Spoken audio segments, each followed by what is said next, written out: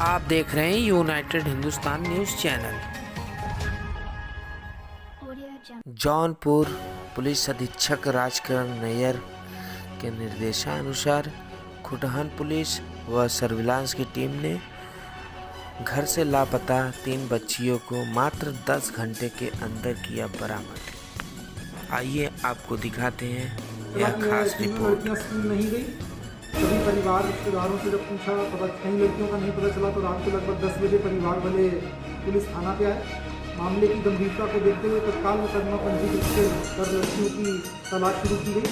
इसमें तत्काल surveillance team को लगाया गया और सभी जितने वरिष्ठ अधिकारी हैं वह केस की छानबीन के लिए लग गए। बिल्कुल ब्लाइंड केस था हमारे लिए। छानबीन के दौरान हमको पता चला कि किसी एक लड़की की बहन के द्वारा उसको लॉकडाउन के दौरान एक मोबाइल फ़ोन दिलवाया गया था। उसका नंबर हमको प्राप्त हुआ। जब उस नंबर को हमने ट्रैक किया तो पता चला कि रात लगभग 10:30 बजे के करीब यह नंबर कानपुर में एक बार एक्टिव हुआ और उसका फ़ोन स्विच ऑफ कर लिया गया। तत्काल हमारे द्वारा एक टीम कानपुर के लिए रवाना की गई और कानपुर से जहाँ जहाँ जाने की संभावना हमको लग रही थी उस हिसाब से अपनी टीमों को हमने अलग अलग जगह पे पोजीशन किया। सारी रात हमारे द्वारा कोशिश की गई लड़कियां जो उनके स्कूल के साथी थे, जो उनके रिश्तेदार थे, जिन से उनका कभी संपर्क हुआ, उन सबसे पूछताछ की गई। यदि उनमें से कोई भी हमको कोई लाभप्रद सूचना दे पाए, लेकिन हमको कोई बहुत ज़्यादा महत्वपूर्ण सूचना उससे नहीं मिल पा रही थी। सुबह लगभग 7 बजे के करीब उनमें से एक फ़ोन आगरा में ऑन होता है और तुरंत ऑफ हो जाता है। इसको देखते ही तत्काल हम आगरा और उससे संबंधी उसके आसपास के जितने भी जनपद हैं उन सबके पुलिस अधीक्षक महोदय से मेरे द्वारा बात की गई और उनसे रिक्वेस्ट किया गया कि जो भी बसें कानपुर की साइड से वहाँ जा रही हैं उनकी, या जो भी गाड़ियाँ जा रही हैं उनकी कृपया करके तलाशी करें। और लड़कियों की फ़ोटो उनको दी गई। यमुना एक्सप्रेसवे से जितनी भी बसें जा रही थी उन सब की तलाशी शुरू करवाई गई। और मुझे खुशी है कि मात्र 10 घंटे में जौनपुर पुलिस ने नोएडा पुलिस कमिश्नरेट की टीम के साथ मिलकर के तीनों लड़कियों को सकुशल बरामद किया। नोएडा पुलिस कमिश्नरेट की टीम ने चेकिंग के दौरान तीनों लड़कियों को सकुशल बरामद किया। और इसमें जो एक महत्वपूर्ण बात है जिसके लिए आज ये प्रेस कॉन्फ्रेंस बुलाई है, जो आप लोगों के माध्यम से मैं सभी बच्चों को और उनके माता पिता को एक आवश्यक संदेश देना चाहूँगा कि इन तीनों लड़कियों से जब हमारे द्वारा पूछताछ की गई तो पूछताछ के क्रम में इनके द्वारा बताया गया कि यह अपने सपने साकार करने के लिए मुंबई जा रही थी।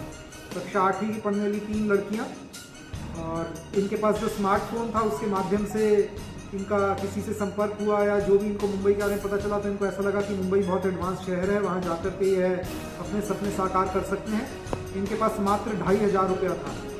तो सभी पेरेंट्स से मेरी एक खास रिक्वेस्ट है कि आज के तकनीकी युग में जहाँ बच्चों को टेक्निकल गैजेट्स की जानकारी ज़रूरी है, वहाँ सभी अभिभावकों के लिए बहुत आवश्यक है कि वे अपने बच्चों को यदि मोबाइल फ़ोन और ऐसे टेक्निकल गैजेट्स दे रहे हैं तो इस चीज़ का अवश्य ध्यान रखें कि कहीं ऐसा तो नहीं कि बच्चे उसके माध्यम से कहीं किसी गलत व्यक्ति के संपर्क में आ रहे हैं, कुछ गलत चीज़ें उससे सीखने को उनको मिल रही हैं।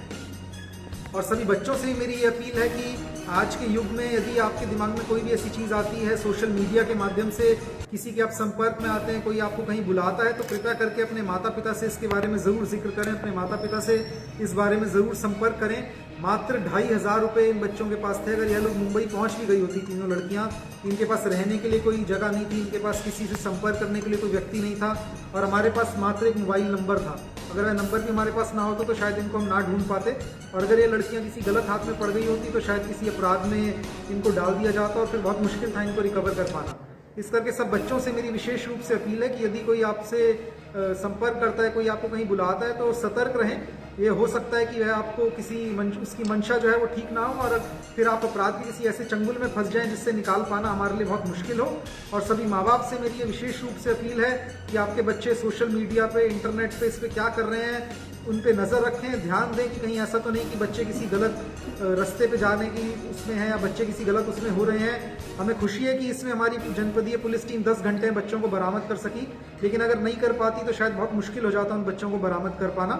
इस टीम में तत्काल रिकवरी करने के लिए, तत्काल कार्रवाई करने के लिए मेरे द्वारा थाना खुटन पुलिस टीम और सर्विलांस टीम को 10,000 रुपये के नकद इनाम की घोषणा की जा रही है। किस तरह का सपने